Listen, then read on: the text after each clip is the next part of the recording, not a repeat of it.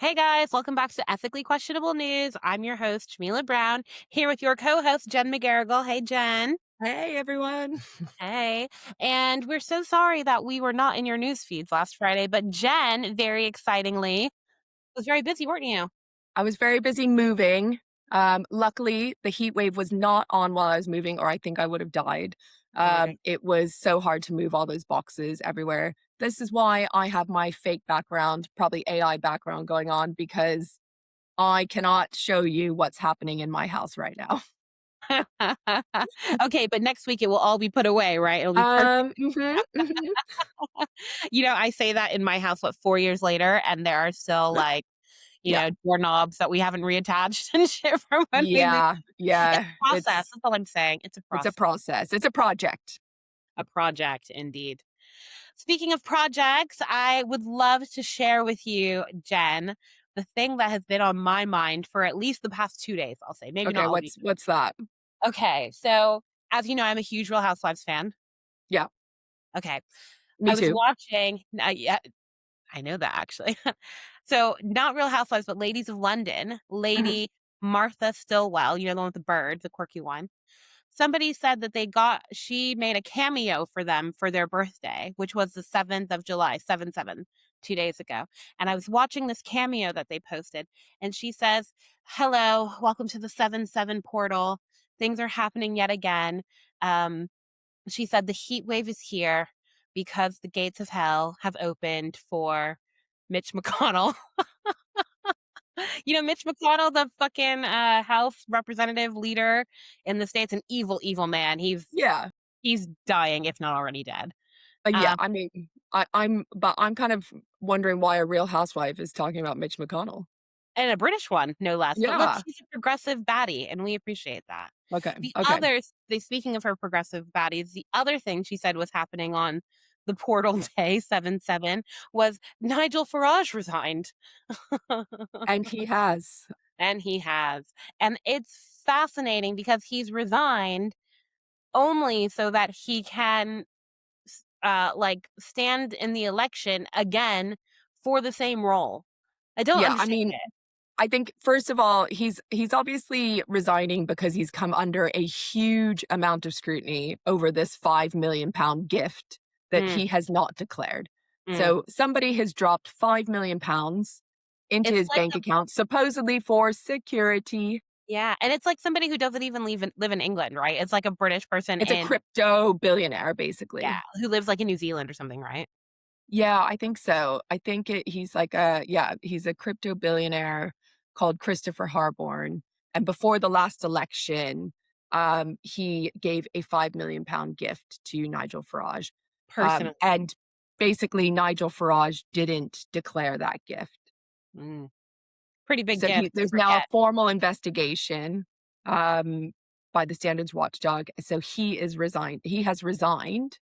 However, his plan is to just run again and basically prove to everyone, even though this is going on, he's can still win. So his idea is that the people of Clacton-on-Sea or by sea or whatever don't care about this false, investigation, this witch hunt, I'm sure is a term that they're bandying around. And he'll prove it by saying, "I'll quit and I'll run again, and you'll see how much they love me that they will all vote for me again." Yeah. And also, like, if he is found guilty, it says here that he would be in serious breach of parliamentary declaration, and he could face suspension from the Commons. So he's kind of like resigning to like not get suspension for the time But being. okay. But then if he is reelected into the same role, is that slate wiped clean?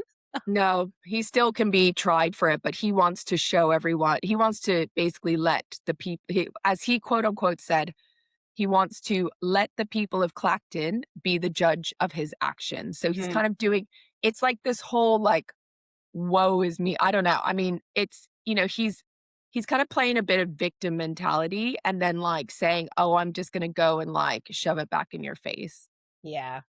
Um, even though he has done something wrong.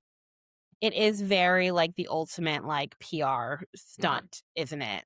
Oh, yeah. But This is his PR strategy. I mean, as someone that used to work in PR and crisis comms, Like this is his spin, right?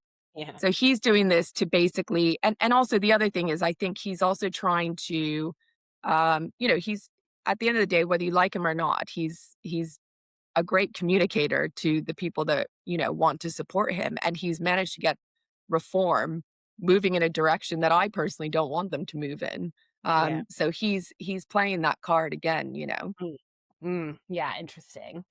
I saw a funny like meme. Well, maybe not a meme, but I guess a quote that was taken from his resignation speech that was saying, "This resignation and this election are a great opportunity for him to visit Clacton," which I just thought was hilarious because, like, don't you live there?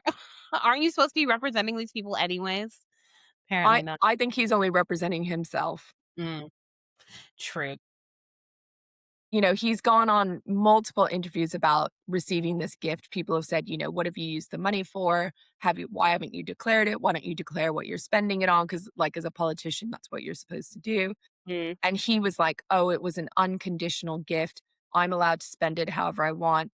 I can spend it on Ferraris. I can do this. I can do that. He's like, I can do it. He's just being, the whole situation, he's just like not answering any questions. He's kind of like answering questions with like weird hypotheticals.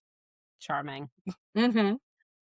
So the other interesting thing that I've seen about this is that I think both the Labor and the Conservative Party have said that they will not run in the by-election runoff for this now open MP seat. So that means that he would essentially be running unopposed, except for here in the UK, there are these like very crazy people called, I think they're called like the Mad Raving Loony Party. And I'm sure there are a few other sort of like different Right. governmental parties or satirical parties that are formed, but they basically put candidates up.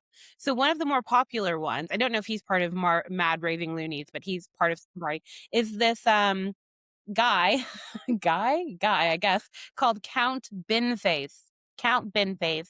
I've Count seen over the Count years, Binface. Binface, like Okay. trash can head. And Okay. slowly when you see him, this is a person dressed in a superhero costume with a trash can on their head. I need to try to find this person. So You he must. actually wears a bin face. He does. So I've seen him in multiple elections over the years. In fact, anytime there's an opportunity to run for mayor or run for this or run for that, Count Binface will be on the On ballot. the ballot? Oh my gosh, I Yes. need to, like, look this up more. Yes, yes. So what this means now is the only two people running for the seat in Clacton are Nigel Farage. Okay, quick Yeah, side note. I have a friend who told me that she secretly mispronounces his name in her head every time, and that makes her feel really good as her own little like yeah. little dig Yeah, at yeah. him. And actually another friend of mine, Jake Schroeder, who has Frosted Jake on Instagram, he calls him Nigel Farage. And he sings songs about him. It's just so Oh my hilarious. god. But anyway, so Yeah, Nigel Farage. Farage, yeah. So he will be running against Count Binface. And normally Count Binface gets like a few votes, like as a laugh, or people. Okay. I mean, I don't even know. I think in British culture, it's like a little bit more than a laugh. It's like a point that they're making that like everybody is so ridiculous Yeah, it's that a bit satirical, right? Like, yeah, they might as well vote for Count Binface. yeah. But like, it, but of course they never get enough votes to actually like, But what if Count Binface wins? this is what I'm trying to say. This is an opportunity I to mean, get do you know Nigel why Farage. but the reason why nobody in the Conservatives or I mean, I'm surprised that absolutely nobody's running, but it's probably because they don't wanna be the ones to lose, Yeah, and I think and also, and it's likely that they probably won't win. well, that's it, right? I think that Clacton has been pretty firmly in Nigel's hand for many, many years. Exactly. Um, so it doesn't seem like a fight worth fighting. However, I just I think, mean, right? Imagine this. Let's say the pie is, you know, 60%, or let's say the pie is 40% Nigel, 20% Labor, 10% Conservative, whatever. If all of those other people then vote for Count Binface, they win. So can I read you some of Count Binface's policies Yeah, I do for wanna I was just gonna ask that. What are his yes. policies? Okay, here it goes. It says, "You want Okay, anti-establishment politician? We'll give you an anti-establishment politician. 7 policies Count Binface has promised to enact if elected. Number 1, nationalize Adele." Yes, Adele the singer, because the national treasure should be owned by the nation. okay. Okay. Number 2, legally cap the price of a 99 flake to 99p. If it's called 99, it should cost 99p. Do your kids well, yeah, your husband's from the UK. Mine, he's always like, when we go to the ice cream truck at the park, at the playground, he's like, "The 99 flake used to cost 99p, now it's 3.99, and that's Yeah, just wrong." I do find that wrong, and I So find that, like, hugely overpriced, like, that should be, like, organic milk or something, you know? And you know seriously, it's not. seriously. Okay, number 3, reverse Brexit by inviting European countries to join the United Kingdom. I do So not us agree. joining the Oh, EU, it's the Europeans joining the UK. yeah, I'm not sure Count Binface is going to win either, although, I mean, it sounds like his policies are a bit closer to reforms than to anyone else's. Is it? I don't know. If Britain can't rejoin Europe, Europe can join Britain. I love it. Force this Interesting. you'll like this one. You will actually like this one. Number Okay, 4, force water company bosses to swim in polluted rivers and the Thames to experience their own product. yeah. Every CEO should understand the customer experience. Yeah, I mean, the water industry here is so corrupt. I've watched so many documentaries on it, and it is really messed up. It's, like, on so many levels, not just, like, what's happening in the water, but, like, how they run as a business, their financial situations, how they hide money and avoid taxes. It's crazy. Yeah, crazy. Okay, number 5. I didn't actually know what this meant. Bring back CFAX. What's CFAX? Is it like a really old-timey fax machine? How do you spell it? CEEFAX. It says page 302 for football scores and page 888 for subtitles. Simpler times. I have no idea what that is. Maybe Okay. it was something that would like translate the television for you into writing and spit it Yeah, out. maybe. Okay, number 6. Oh, this is a good one. Banish Katie Hopkins to the Phantom Zone. I agree with that. Bye bye. It says because some problems require interdimensional solutions. I saw the other day Katie Hopkins, I saw a clip of her basically saying that, people shouldn't name their children after places, and, like, she had this kinda list of things, and then, like, one of her children is named India. Ridiculous. Ridiculous. I saw a video of her getting kicked out of a pub during the World Cup because people were like, Yes. "Please get out of here. We do not like you. Yeah. If I Uh, owned that pub, I'd do the same. you're not welcome here." Yep. Okay, and last but not least, um, policy number 7, build at least 1 affordable house. The housing crisis requires ambitious action. Okay. So that's what Count Binface will potentially be bringing to Clacton. I mean, I'm not really sure who I want to win at this point. I'm just glad I don't live in Clacton. Yeah, seriously. I mean, what a crazy world when your options are Nigel Farage or a trash can. I can't believe that there's absolutely no one running against him. I didn't realize that.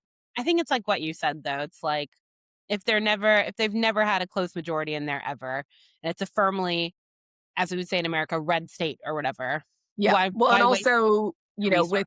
anyone who is, the leader of the party, they're always in the kind of, like, constituency that's gonna it's, like, guaranteed winning, right? It's like none of them ever lived there. You're like, "Where is their constituent?" It's like Yeah. but they Yeah, they yeah, know they'll exactly. win. Yeah, exactly. But yes, so that's what I've been thinking about a lot the last 2 days, and I'm excited Same. to see this story. I mean, I don't know if excited's the word. I'm entertained at seeing the story roll out, but ultimately, Yeah. we'll see, I guess. Yeah. We'll probably see him get revoted in, but, we'll see what happens. Mm. And I'm And just have thinking you of have the whole you corruption side of it, like, what will happen if you're revoted after this publicity stunt? Like I think he'll be suspended again. yeah. It's just a So waste of I everyone's I time, think you he's think? just doing it for the publicity and to just gain momentum for the party, to be honest. Mm, shame. Yes. And so how have you been coping in the heat wave? It was the hottest June in Western Europe. Yeah. This week I have been better. I think it's been a bit cooler this week, but still very, very hot. A few weeks ago when we were talking about the heat wave, it was hitting like 41 degrees in some place. It was mental. Yeah. My daughter's school was closed all week. This week they've managed to stay open with some sort of like, don't wear your school uniform, Yes, same. bring lots of water, those sorts of things. But yeah, I mean, last night we were up until like 4 a.m. because we couldn't go to sleep. So it's so hot. Mm, yeah, Yeah. agree. And how about you? You're in a new home. I mean, that must be extremely Yeah, challenging. our new house is hotter than our old house, which is sad. Never what Uh, you want, is it? yeah, but, I think, it is made because this house is a project and we'll be doing some, like, renovation work. One of the conversations we've been having is should we get air conditioning? So here's the thing, right? With the UK is that there is obviously not air conditioning around. A little Yeah, tiny bit, but not. most homes, I would say most people's homes do not have air conditioning, Mm. but I I think got it's my gonna nails done change. yeah. Yeah, but then it's just almost like, I mean, catch-22 is the wrong word, but it's this almost like issue in that if we're all getting like energy intensive aircon, we're only contributing to this issue, right? It's like, Yeah. surely this is an opportunity, or, I wish this was an opportunity for people to be thinking about renewable energy powering their aircon and like those being the campaigns that the energy company are coming out with. But So what do you think again, has a bigger impact on the environment, heating or air conditioning? which do I think? Mhm. I'm going to say heating because it's Yeah, gas, isn't it? yeah. So heating has, higher carbon emissions impact, than air conditioning. So I think it's a common misconception that people think air conditioning is actually worse. So yeah, Yeah. I think that it shouldn't be one or the other. Do you know what I mean? It's like we need better solutions for our heating. That's really gonna Mm, solve a lot of mhm, mhm, problems. mm. That will also allow us to have air conditioning because, I went to a talk last week about how climate change is happening. Even if we do all the actions we need to do to limit global warming, like, we're still gonna have to be able to adapt to a warmer climate. Mm, And so what are we gonna do to adapt, Like, we're feeling it this summer. This is probably the first summer where we're, like, really feeling it. yeah. And so I think people are going to have to start adapting to higher temperatures, like what are schools gonna do? What are our homes gonna do? Yeah. Isn't working so hard during this heat? Like, I feel like I can't concentrate, you know? No, it's so true. I mean, my daughter's school, they bought air conditioning units now so that they don't have to like shut all the time moving forward. Well, that's what I think every school is gonna have to invest in. Yeah. Hey ho. Well, I think that is it for us for today. Short That's and all we can concentrate on in this I heat. know it's too hot. I'm literally Sweating. dripping over here. So I'm gonna go take a cold bath. But it was great to be with you guys again this week, and we will be back on your feeds next Friday for some more of the most ethically questionable news. See you guys then. See ya. Bye.